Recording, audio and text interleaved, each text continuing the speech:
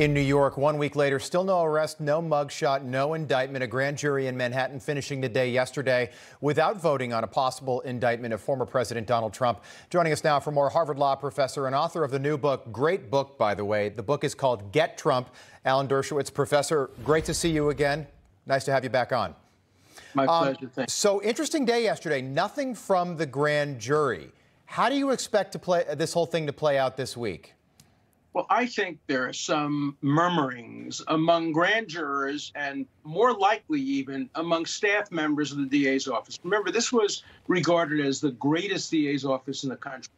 Robert Morgenthau, Frank Hogan, people walked proudly if they were in that office. Today, it's become a source of shame. The idea that a DA and an attorney general would target somebody first. Remember, where did I get the title for my book? I didn't make it up. It's a good title, Get Trump.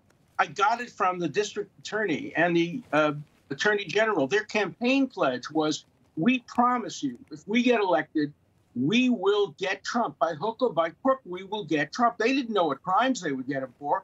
They set out first to name the person and then to rummage through the statute books and find some crimes. And they didn't find any, so they made them up. The grand jury must be very suspicious. Professor, I thought this was interesting. I asked you about not voting for Donald Trump on Saturday night before the rally in Waco, Texas. The former president was apparently watching, and he responded. Let's listen. What has our country come to? Review after review, even by the biggest, greatest legal scholars, some of whom don't like Trump.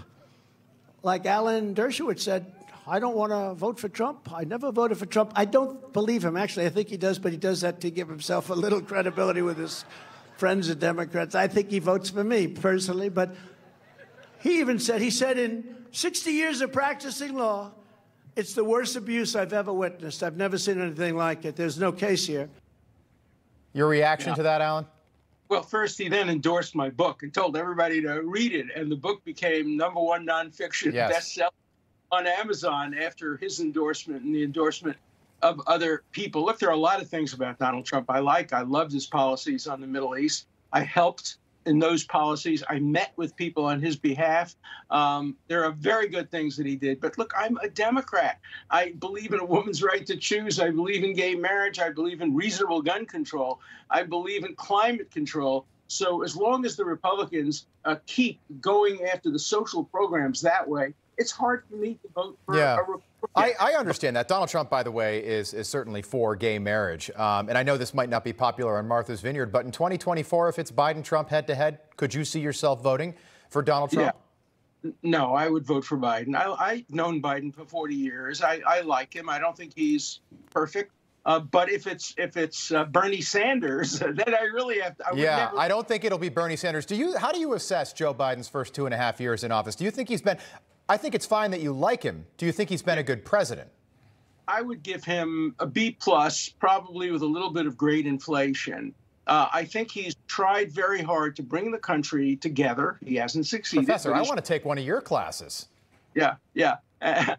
And I do think that foreign policy, he invited Benjamin Netanyahu this morning to the White House. I commend him on that. Look, one of the reasons I remain a Democrat is I want to keep pressure on my party to do the right thing. I hate the radical, woke left part of the party. And if they take control, I leave the Democratic Party. But part of my mission is to keep the Democratic Party as centrist as possible. But the one thing is, I never mix politics and constitutional law. I would never make a constitutional law decision based on who I vote for president. That's my principle, and I've adopted that all my life.